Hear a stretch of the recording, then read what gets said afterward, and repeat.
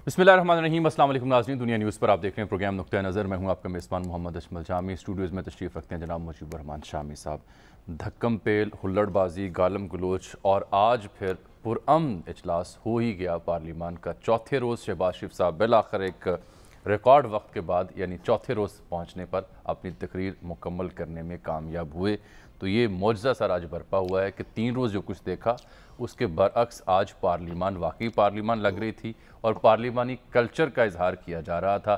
शहबाज शरीफ साहब ने तकरीर मुकम्मल की, हुकूमती बजट पर तनकीद की, हर हवाले से हर पहलू से अपनी मुआशी पॉलिसियाँ और अपनी तदाबीर जो हैं उनका इजहार किया।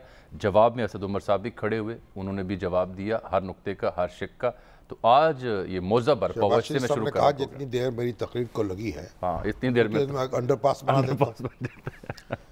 देखें, आज वज़ीर कराम ने प्रेस कॉन्फ्रेंस की थी, परवेज़ खटक साहब ने और हमारे फवाद चौधरी साहब ने।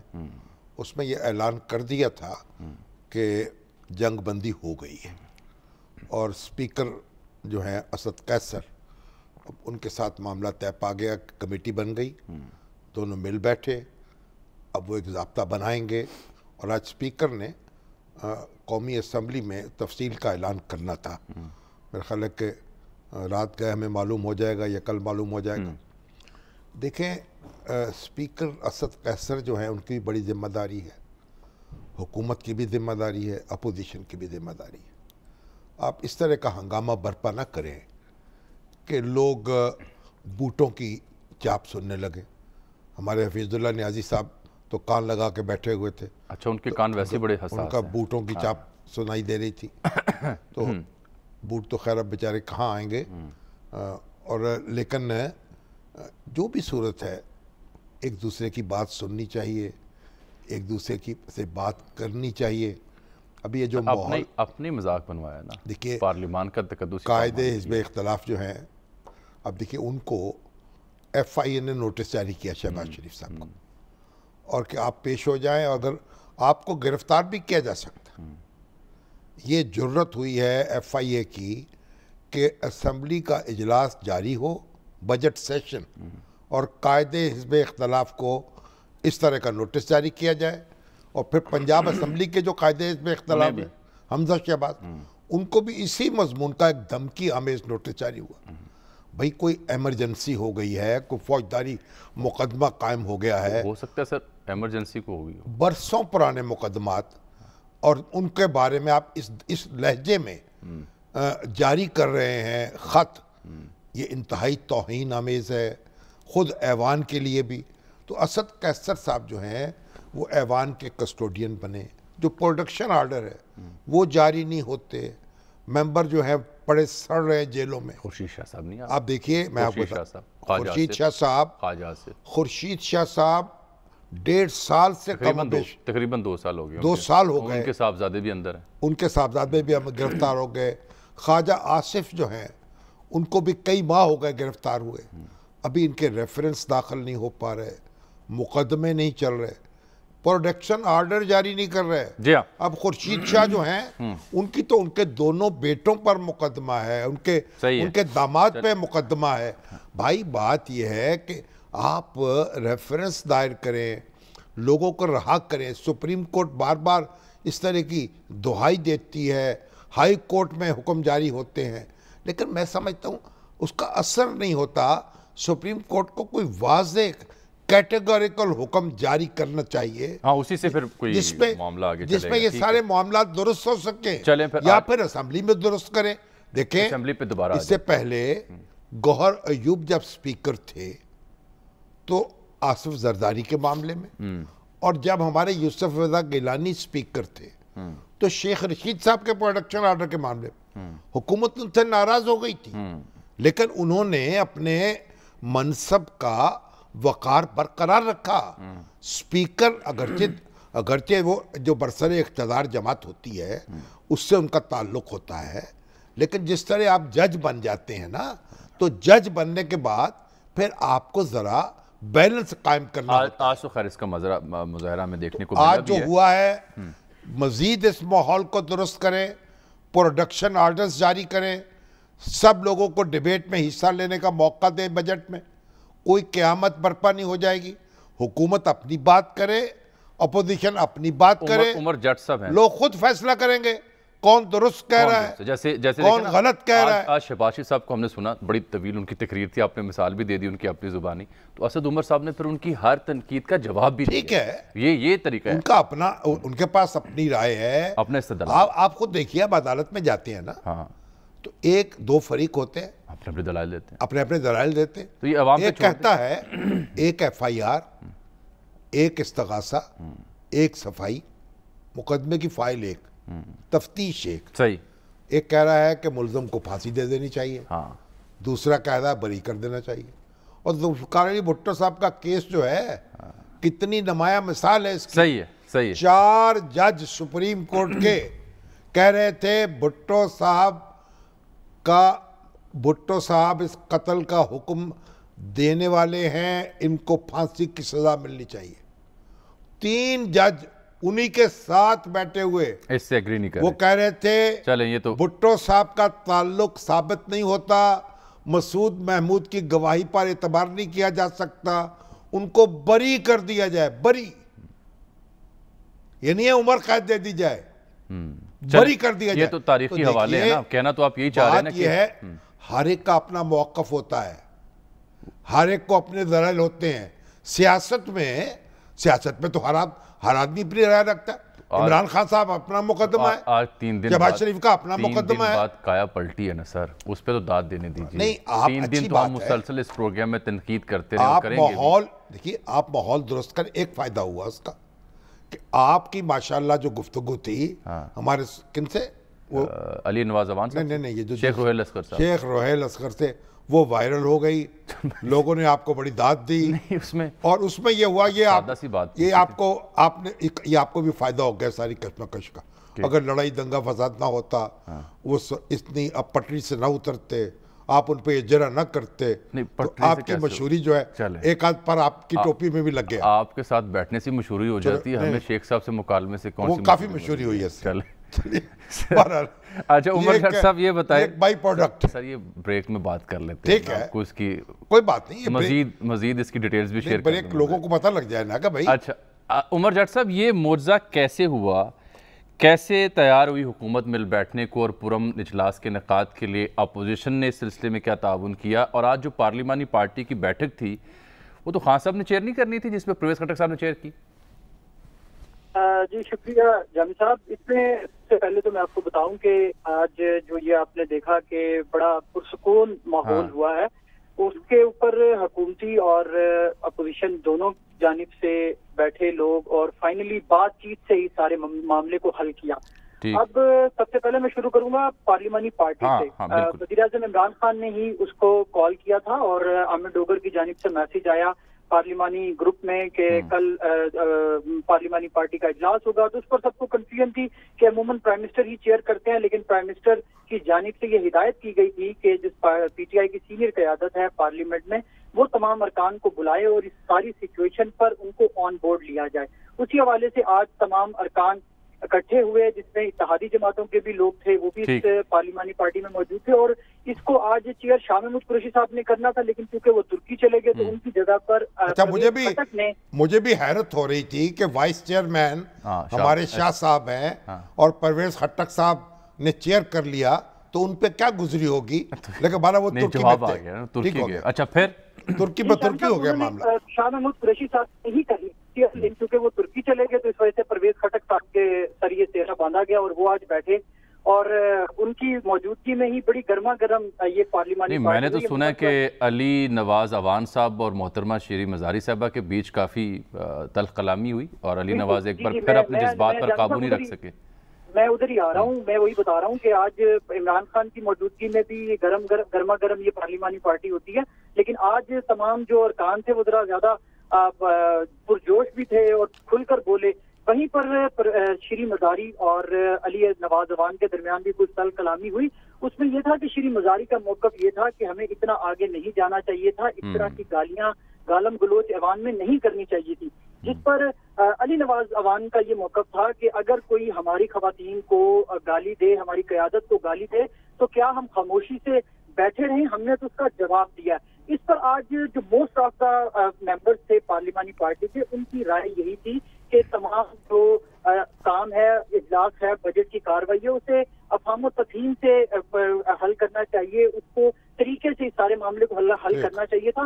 لیکن چونکہ کچھ نوجوان لوگ جو موجود ہیں، جس میں علی نواز اعوان ہے، فہیم خان ہے، یہ لوگ بڑے ایکسائٹڈ تھے، اور یہ ان کا موقف یہ تھا کہ اگر اپوزیشن کی جانب سے ہماری قیادت کے بارے میں کچھ کہا جائے گا تو اچھا یہ بتائیں کہ اب پھر اپوزیشن اس ساری معاملہ فہمی کے بعد اب بھی کیا تحریک عدم اعتماد لا رہی ہے؟ اطلاع تو یہ ہے کہ نہیں، اس سے پیچھے ہٹ گئے ڈپٹی اسپیکر اور اسپیکر کے خلاف. کیوں جی؟ جی شامی صاحب، یہ ڈیسائیڈ ہوا ہے کہ پارلیمانی پارٹی کے بعد عامر ڈوگر، پرویز خٹک اور فواد چودھری، ان کی ملاقات ہوئی ہے اسپیکر چیمبر میں اپوزیشن کی قیادت کے ساتھ، اپوزیشن کے جو ارکان ہیں ان کے ساتھ. ان کی جانب سے نون لیگ کے جو تھے ان میں رانا ثناء اللہ صاحب، ایاز صادق صاحب اور رانا تنویر حسین تھے، جبکہ پیپلز پارٹی کی جانب سے شازیہ مری اور راجہ پرویز اشرف صاحب موجود تھے. وہاں پر بیٹھ کر یہ طے ہوا کہ حکومت نے یہ کہا کہ آپ، چونکہ بات یہاں سے شروع ہوئی کہ اپوزیشن کا اعتراض یہ تھا کہ جو 21-22 بل پاس کیے گئے اس میں پارلیمنٹ کو بلڈوز کیا گیا، تمام جو قانونی تقاضے ہیں ان کو پورا نہیں کیا گیا. تو ہمیں اعتراض ڈپٹی اسپیکر پر بنیادی طور پر یہ ہے، تو آپ ان تمام بلوں کو واپس لے لیں. اور کیونکہ حکومت نے ایک اپوزیشن سے کہا کہ آپ عدم تحریک جو آپ لا رہے ہیں ڈپٹی اسپیکر کے خلاف، آپ اسے واپس لے لیں. تو اس معاملے پر جو ڈیسائیڈ یہ ہوا کہ گورنمنٹ ایک کمیٹی بنانے پر اتفاق ہو گیا اپوزیشن اور گورنمنٹ کا، جس پر دونوں طرف سے ارکان ہوں گے، اپوزیشن کے بھی اس میں ممبرز ہوں گے، گورنمنٹ کے بھی ممبرز ہوں گے. وہ ایک تو ان بلوں کے حوالے سے اس سارے معاملے کو دیکھے گی، اور کیونکہ وہ سینٹ میں جا چکے ہیں، اور ان بلوں پر جو اعتراضات اپوزیشن کی جماعتوں کو ہیں ان اعتراضات کا وہ کمیٹی جائزہ لے گی. اس کے ساتھ اس بات پر تو یہ طے ہوا کہ اپوزیشن ڈپٹی اسپیکر کے خلاف جو عدم اعتماد کی تحریک لانے کا انہوں نے فیصلہ کیا تھا وہ اس سے پیچھے ہٹیں گے اور اس معاملے کو وہ واپس لے لیں گے، اور غالباً انہوں نے اس کا پارلیمنٹ میں اعلان بھی کیا کہ وہ اس طرف نہیں جائیں گے. اس کے ساتھ دوسری طرف اسپیکر کے بارے میں انہوں نے ایک کمیٹی بنائی تھی، لیکن اب معاملہ اسپیکر کے اختیارات کے حوالے سے بھی ہے. اب اس پر یہ ڈیسائیڈ ہوا ہے کہ اسپیکر کے اختیارات کو بڑھانے کے لیے بھی وہی کمیٹی بیٹھے گی، ان تمام قانونی تقاضوں کو جو اس پہ ترامیم کرنی پڑیں گی ان کا جائزہ لے گی، اور وہی کمیٹی دونوں گورنمنٹ کی اور اپوزیشن کی اس سارے معاملے کو بھی دیکھے گی. اور اس پر اتفاق. عمر بہت شکریہ. مین وائل وہ 7 جو پارلیمنٹیرینز ہیں حکومت کے بھی اپوزیشن کے بھی، وہ سسپینڈ رہیں گے تا حکم ثانی. ایک بیان البتہ اسپیکر صاحب کی جانب سے بڑا اہم تھا جو میں نے دیکھا بھی، کہ وہ کہہ رہے تھے کہ کسی وزیر کو میں نے شور شرابہ ہنگامہ کرتے نہیں دیکھا، لہٰذا اور ویڈیو میں نظر نہیں آئے. اصل میں تو کسی صارف نے یہ لکھا کہ ہاں وزراء جو ہیں وہ بجٹ کتابچوں کی بجائے پھولوں کے ہار لیے شاید پھر رہے تھے. دیکھیے، جو پرویز خٹک صاحب نے یہ بات کہی کہ جو اب تک کے قواعد ہیں اس کے مطابق اسپیکر 24 گھنٹے کے لیے پابندی لگا سکتا ہے کسی رکن پر، تو ان کے اسپیکر کے اختیارات میں اضافے کی بات ہو رہی ہے کہ اس کو زیادہ مؤثر بنایا جائے. اب میری انڈرسٹینڈنگ تو یہ تھی اور کہ اسپیکر زیادہ دیر کے لیے پابندی لگا سکتا ہے، لیکن اب یہ ایک انہوں نے نیا نقطہ اٹھایا ہے. تمہارا اسپیکر کے اختیارات میں اگر کوئی کمی ہے تو اس میں اضافہ ہو سکتا ہے، اور لیکن بنیادی بات یہ ہے کہ نوبت ہی نہیں آنی چاہیے یہاں تک پہنچے اس طرح کے اختیارات کو استعمال کرنے کی. اور دونوں جماعتوں کے لوگوں کو بھیجا گیا ہے اس لیے کہ اپنے اپنے حلقوں کی نمائندگی کریں، اس لیے نہیں بھیجا گیا کہ گالیاں دے ایک دوسرے کو. دیکھیے، شیریں مزاری نے بھی بڑے آوازیں نکالی ہیں، لیکن یہ ہے اعتراض انہوں نے کیا نہیں. دیکھیے، بات یہ نہیں ہے. آپ شور شرابہ ایک اور چیز ہے، ایک چیخیں اور نعرہ بازی ایک اور چیز ہے، اور گالیاں ایک اور چیز. گالیاں اور پھر یہ کتابیں اٹھا کے مارنا جس سے لوگوں کے زخمی ہونے کا خدشہ ہو، یہ ایک اور چیز ہے. اس لیے پھر گالی کو جسٹیفائی بھی کرنا. اس لیے جو وزیر حضرات شور مچا رہے تھے، آپ یہ یقین سے نہیں کہہ سکتے کہ ان میں سے کسی نے گالی دی ہے. گالی تو دینے کا شرف حاصل ہوا ہے، جو ریکارڈ ہو گئی ہے وہ ہمارے آوان صاحب، اور انہوں نے 7 طرح کی ان کی نشاندہی معذرت کی تھی ہمارے پروگرام میں بھی. اب پارٹی کے اجلاس میں وہ دوبارہ شیئر ہو گئے. ان کو معلوم ہونا چاہیے گالی کا جواب گالی سے دینا مردانگی نہیں ہے، گالی کا جواب گالی سے دینا یہ شیوائے مردانگی نہیں ہے اور نہیں ہوگا. ہم ٹھیک ہے, یہ نوٹ کر لیں. یہی ہماری 2 دن سے بحث ہی یہ تھی. 2 دن سے ہم گزارش کر رہے ہیں, آپ نے صحیح اسے سم اپ کر دیا. آپ اپنے طریقے کو نہ چھوڑیں. ہم بار بار توجہ دلا رہے ہیں. ہم رسول اللہ صلی اللہ علیہ وسلم کا ذکر کرتے ہیں, ریاست مدینہ کی بات کرتے ہیں, سلام اس پر کہ جس نے گالیاں کھا کر دعائیں دی. سلام اس پر, یہ دیکھیں نا, یہ سلام پڑھتے ہیں, سلام پڑھتے ہیں, گالیاں کھا کر دعائیں دی, اور پھر ریاست مدینہ کا خواب دیکھتے ہیں. اس لیے یہ رویہ اپنائیے, سنت رسول پہ عمل کیجئے. آپ کا مستقبل جو ہے وہ سنور جائے گا. چلے سر, 2 بڑے اہم اور موضوعات ہیں. ایک تو آپ یہ دیکھیے کہ جو انتخابی اصلاحات بل ہے اس پر الیکشن کمیشن نے اعتراضات کر دیے, اور دوسرا فائنانس بل 2021 ہے, اس پر بھی سوال اٹھتا ہے کسے فائدہ ہو کسے نقصان ہوگا. ان دونوں موضوعات پر آتے ہیں. فی الحال تو جو الیکشن ایکٹ ترمیمی بل 2 بل ہیں, یہ جی 2 بل ہیں. ایک تو عمومی ترمیم کر رہا ہے, اور دوسرا یہ ہے کہ دوسرا بل جو ہے وہ سمندر پار پاکستانیوں کو ووٹ کا حق دے رہا ہے جی, اور الیکٹرانک مشینیں جو ہیں ان کے استعمال کی بات کر رہا ہے. یہ الیکشن کمیشن نے جو منگل کو اجلاس ہوا تھا اس میں جو انتخابی فہرستوں کا معاملہ ہے, سینٹ انتخابات کا جو طریقہ کار ہے, الیکٹرانک ووٹنگ اور بیرون ملک پاکستانی کو ووٹ کا حق دینے پر تحفظات کا اظہار کیا, اور کھل کر جو ان کے اعتراضات ہیں وہ اپنی پریس ریلیز میں بھی انہوں نے جاری کیے ہیں, اور یہ مطالبہ کیا ہے کہ اپوزیشن جماعتوں کے ساتھ ساتھ الیکشن کمیشن آف پاکستان کو بھی اس عمل میں دیکھیں انہوں نے میننگ فل کنسلٹیشن کا حصہ بنا 28 ترامیم جو ہے ان کو مسترد کیا ہے جی, اور بڑی ایک بنیادی سوال ہے ان کا. یہ کہنا ہے کہ نادرہ کے سپرد بہت سے معاملات کیے جا رہے ہیں, وہ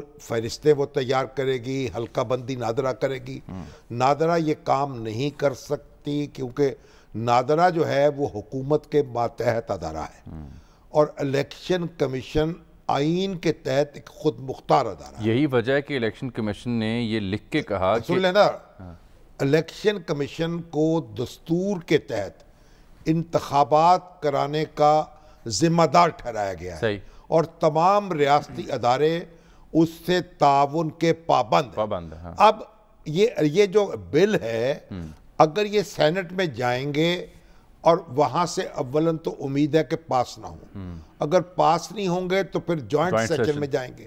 لیکن سوال یہ ہے کہ ابھی جو اپوزیشن اور حکومت کے درمیان بات چیت چلی ہے اس کا طریقہ یہ ہے کہ سینٹ میں یہ اس کو ترمیم کر لیں, اتفاق کر لیں, تاکہ وہاں بل امپرووڈ شکل میں قبول ہو جائے. لیکن اگر ایسا نہیں ہوتا تو پھر یہ عدالتوں میں معاملہ جائے گا. اس میں الیکشن کمیشن نے کہا ہے کہ الیکشن کمیشن سے اختیارات آپ واپس نہیں لے سکتے, اس کے لیے دستور میں ترمیم کرنی پڑے گی. نادرہ کو ذمہ داریاں تفویض نہیں کر سکتے, وہ ایک حکومتی ادارہ ہے اور حکومت کو جواب دہ ہے. آپ نے کہا ہے کہ یہ پھر کہا کہ ووٹرز کی بنیاد پر حلقے بنائے جائیں گے. یہ نہیں ہو سکتا, حلقے آبادی کی بنیاد پر بنیں گے. یہ مشینیں جو ہیں ان کا ایک استعمال ہوا تھا, اس پر الیکشن کمیشن نے اپنے اعتراضات بھیجے تھے. الیکشن کمیشن کہتا ہے کہ اس سے پہلے 2 بین الاقوامی کمپنیوں کی تیار کردہ یہ مشینیں ہیں جن کا ڈیمو ہم لے چکے ہیں, اس پر اعتراضات کر چکے ہیں. اعتراضات کی سنوائی ابھی تک نہیں ہوئی, اس پر اسمبلی کو غور کرنا چاہیے تھا. اور یہ جو مشینیں ہیں ان کا تجربہ کیسے ہوگا, یہ کیسے استعمال ہوں گی, اوورسیز پاکستانیز جو ہیں ان کے لیے نشستیں مختص ہوں گی یا وہ یہاں براہ راست ووٹ دیں گے, کیسے دیں گے, اس کی سیکریسی کیسے ہوگی, اس کے وسائل کہاں سے آئیں گے, اس کے انتظامات کیسے ہوں گے. اسی طریقے سے جو مشینیں ہیں, موسم جو ہے, موسم کی تبدیلی, گرمی میں یہ کام کر سکیں گی, بارش میں یہ کام کر سکیں گی, نیٹ میں اگر رکھنا ہوگا تو یہ کام کر سکیں گی. سوال تو کئی ایک ہے, تو بڑے اعتراضات ہیں, اس کو بلڈوز نہ کیا جائے. لیکن اس کے جواب میں فواد چودھری صاحب یہ کہتے ہیں کہ ہم جن مشینوں کا ہم نے ڈیمو یا ٹرائل لیا ہوا ہے ان کو ہم جو بارز ہیں اور مختلف پریس کلبز ہیں वहाँ पर चालू करके देख लेंगे कि उनमें मज़ीद क्या इम्प्रूवमेंट या मज़ीद क्या नक्स है जिसको देख, यानी वो ट्रायल पे जब इसे चालू बुनियादी बात ये नहीं है, बुनियादी बात ये है कि इलेक्शन कमीशन का ये काम है, जो कुछ करना है उसने करना है, हुकूमत ने नहीं करना। इलेक्शन कमीशन तो ये इलेक्शन, देखिए आप वो मशीनें जो हैं वो कैसे इस्तेमाल होंगी, कितनी बड़ी तादाद में चाहिए होंगी, क्या उनके ऊपर अखराजात होंगे, और फिर नेट की और सीक्रेसी क्या होगी, एफिकेसी क्या होगी। इसमें सबसे बड़ा प्रॉब्लम सीक्रेसी का है, क्योंकि ऐसी कोई भी मशीन जो है वो हैक भी हो सकती है, उसके साथ प्रॉब्लम भी हो सकती है, उसके साथ रद्दोबदल भी इसमें किया जा सकता है। उसके बाद देखिए मौसम, हमारे यहाँ गर्मी शदीद होती है, बिजली चली गई, लोड शेडिंग हो गई, फिर क्या होगा? ये इश्यूज हैं, तो इश्यूज हैं। एक ब्रेक भी आ गई, इसको बुलडोज करने की जरूरत नहीं है। अब माहौल अगर बेहतर हुआ है तो इसी पे बात और हुकूमत और अपोजिशन मिल बैठे, इलेक्शन कमीशन के साथ बैठे और इन मामलात पर गौर करके आगे कदम बढ़ाएं। लेकिन सर, ये जो इलेक्शन कमीशन ने एतराज़ात और तहफ़्फ़ुज़ात का इजहार किया, इस पर कई माहिरीन का ये मानना है कि इसके बाद आईनी बहरान भी पैदा हो सकता है अगर इसे मिल बैठ के हल तो फिर अदालत में जाएंगे। जी हाँ, और इलेक्शन कमीशन का बुनियादी, आप इलेक्शन कमीशन से इख्तियारात नहीं ले सकते। बिल्कुल, इलेक्शन कमीशन का बुनियादी एतराज़ इस सब के हवाले से एक ये भी है कि इन तरामीम पर इलेक्शन कमीशन के मौक़िफ़ को कायमा कमेटी में भी ज़ेर बहस नहीं लाया गया था, इसलिए भी उनका ये एतराज़ है। अपार्ट फ्राम जो उनका लीगल एंगल्स हैं कि उस आइन के कमीशन के पास क्या इख्तियारात हैं और उनको कैसे वायलेट किया गया। सर, दूसरा जो फाइनेंस बिल 2021 है वो रह गया था। FPR को जो गिरफ्तारी के इख्तियारात दिए गए हैं, मुसलसल तनकीद की ज़द में, और इनकम टैक्स अफसरान का जो किरदार है और शौकत तरीन साहब की जो वजाहत है, ये बड़ा अहम मामला। और फिर जो सेक्शन 37 FBR की, उससे किसे फ़ायदा और किसे नुकसान होगा, ब्रेक के बाद उसे बात करते हैं।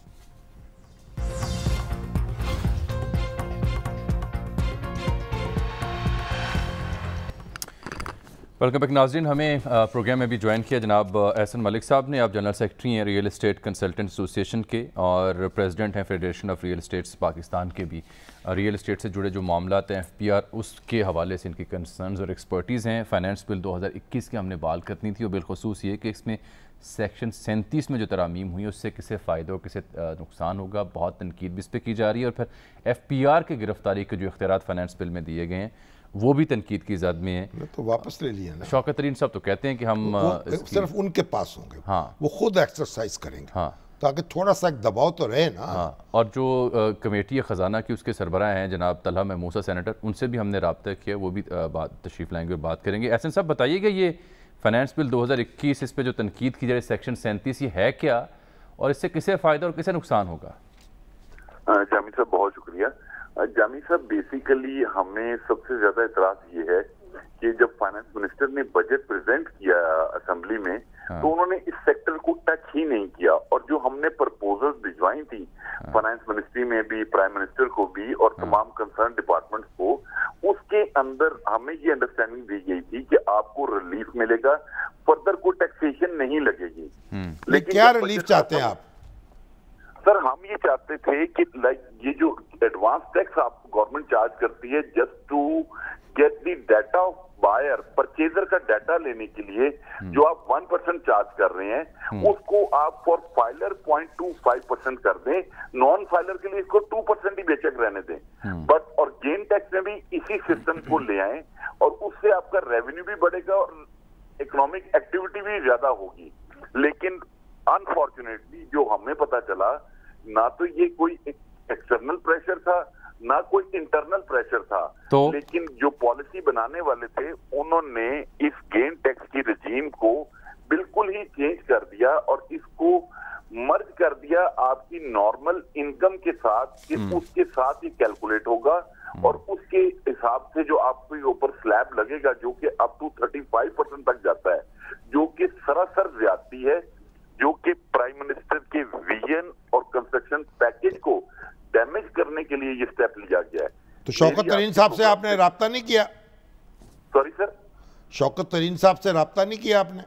सर, शौकत तरीन साहब को लेटर भी लिखे, ऑफिस भी गए, बट वो आपको पता है जो वज़ीर खजाना की सीट पे बैठ जाता है तो वो उसके लिए फिर पब्लिक के लिए या एसोसिएशन के लिए टाइम नहीं होता। वो तो हर रोज मिलते हैं लोगों से और मिलते चले जाते हैं। पता नहीं वो कौन से लोगों से मिल रहे हैं। हम तो, मैं آپ کو ایویڈنس دے سکتا ہوں جو ہم نے ان کو ریکویسٹ بھجوائی ہیں. آپ ان کے پی ایس ملک تاج صاحب سے چیک کر لیں, ان کے جو مشتبہ میمن صاحب ہیں. چلیے ہماری بھی ان سے گزارش ہوگی, شوکت ترین صاحب اگر ہماری بات سن رہے ہوں یا ان کو کوئی سنانے والا ہماری بات سن رہا ہو تو ان کو سنا دے کہ وہ آپ سے ملاقات کریں یا آپ کی بات سنیں اور آپ کے جو مسائل ہیں ان کو حل کریں. شامی صاحب پلیز اس میں ایک ریکویسٹ اور ہے چھوٹی سی. آپ مطلب ترین صاحب کو تو کہہ دیا, بٹ آپ اپنے طور پہ بھی پرائم منسٹر صاحب سے کہیں کہ وہ کائنڈلی اس چیز کو ڈگ آؤٹ کریں کہ جبکہ یہ کیبنٹ سے یہ چیز اپروو نہیں ہوئی تو یہ بجٹ کا ڈاکومنٹ میں کیسے حصہ بن گئی.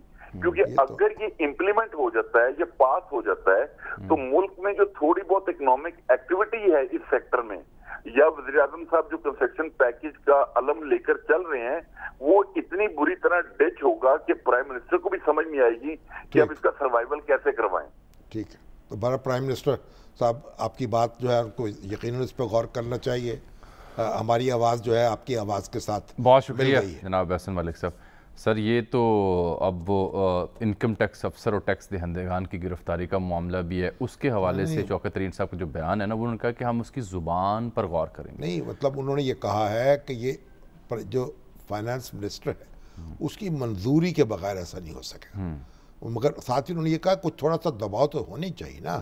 اگر آپ بالکل ہی ٹیکس نہ دیں, یہ طے کرنا کہ یہ جو شک ہے, یہ الفاظ ہیں, یہ گرفتاری کے لیے نہیں بلکہ دباؤ کے لیے ہیں, تو اس کا تعین کون کرے گا؟ کہتے وزیر خزانہ کرے گا. ان کا کہنا یہ ہے, جی ان کا کہنا یہ ہے, ہاں ان کا یہ وزیر خزانہ کرے گا. وزیر خزانہ کریں گے. بہرحال تعالیٰ صاحب آتے تو ان سے بات کر لیتے ہیں. مین ویل سر, یہ کرونا کے حوالے سے بات کرنی تھی. ویکسینیشن کی شکایت ہو رہی ہے کہ تھوڑی کم میں آرڈرز دیے جا رہے ہیں, اور دوسرا پاکستان عوامی تحریک ایک بار پھر سے انصاف کے لیے سڑکوں پر. وہ تو انہوں نے کہا ہے کہ یہ جو چائنا سے ویکسین انہوں نے خرید لی ہے اور وہ یہ کمی جو ہے پوری ہو جائے گی, لیکن اس سے اہم بات یہ ہے کہ سعودی عرب کے ساتھ اس کو ٹیک اپ کیا جائے, اور عالمی ادارہ صحت نے جو ویکسین منظور کر دی ہیں ان کے جو حاملین ہیں, ان کو لگوانے والے ہیں, ان کے دروازے کھولے جائیں. اب سعودی عرب جو ہے وہ چائنیز ویکسین لگوانے والوں کو اجازت نہیں دے رہا عمرہ کرنے کی, حج کرنے کی, اور یہ ایک اس مسئلہ ایسا ہے کہ اسے حل ہونا چاہیے. اور ڈاکٹر عطاء الرحمان سے آپ کی میں بات سن رہا تھا, کئی دوسرے ڈاکٹرز بھی یہ کہہ رہے ہیں کہ آپ ایک ویکسین کے بعد فوری طور پر دوسری ویکسین نہ لگائیں. اب ایسا نہ کریں کہ ایک ویکسین لگا چکے ہیں تو پھر دوسری ویکسین لگوا لیں, تو کیونکہ پھر اس کا مطلب یہ ہوا اگر آپ چینی ویکسین کو اجازت نہیں دیں گے تو پھر لوگ عمرے پہ جا نہیں سکیں گے پاکستان, بڑی مشکل ہو جائے گی. آپ کل سے اس نسخے کا ذکر کرنا چاہ رہے ہیں. ایک بات اور آپ نے کی تھی, سانحہ ماڈل ٹاؤن 17 سانحہ ماڈل ٹاؤن جو ہے شہداء کی برسی ہے, عوامی تحریک, آج شملہ پہاڑی پریس کلب کے باہر عوامی تحریک احتجاج کر رہی تھی. قبلہ طاہر القادری صاحب نے خطاب بھی کیا, طاہر القادری صاحب نے خطاب کیا, خان صاحب کو پکارا انہوں نے کہ آپ کی حکومت میں انصاف نہیں. وہ ایف آئی آر درج ہوئی تھی, طاہر القادری صاحب نے درج, جو جنرل راحیل شریف کی مداخلت پر اور یقین دہانی پر. یقیناً اب یہ مقدمے عدالتوں میں چل رہے ہیں, کوئی صورت ایسی کرنی چاہیے کہ تیز رفتاری سے یہ مقدمات چلیں, فیصلہ ہو, جو ذمہ دار ہیں ان کو سزائیں ملیں, اور جو لوگ یہ شہید ہیں, ان کے بچے ہیں, ان کی بیوگان ہیں, ان کی کوئی اشک شوئی ہو سکے, ان کے کلیجے میں کوئی ٹھنڈ پڑ سکے. تو یہ قانون کو تیزی کے ساتھ اپنا راستہ جو ہے وہ ہموار کرنا چاہیے اور آگے بڑھنا چاہیے. صحیح, آپ اس نسخے کی بات پہلے کر لیں. اچھا, اصل میں یہ جو ڈاکٹر محمد طاہر مصطفیٰ ہیں, ایک نجی یونیورسٹی کا جو شعبہ اسلامی علوم کا اس کے سربراہ ہیں, انہوں نے یہ اردو زبان میں قرآن کریم کا پہلا غیر منقوط ترجمہ کیا ہے, درس کلام اللہ اس کا نام رکھا ہے.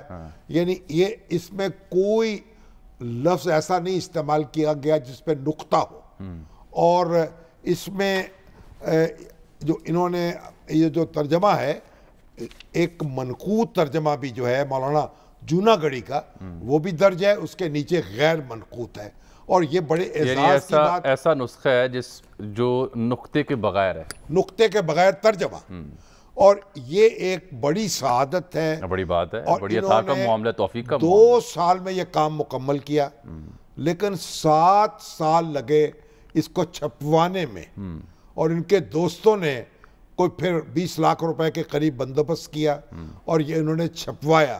اور اب یہ ان کا کہنا یہ تو مجھے تو خیال تھا کہ ریاست چھپا لے گی, محکمہ اوقاف ہمارا ہے, وزارت مذہبی امور ہے, وہ اس کے چھپوانے کا شرف حاصل کرتی.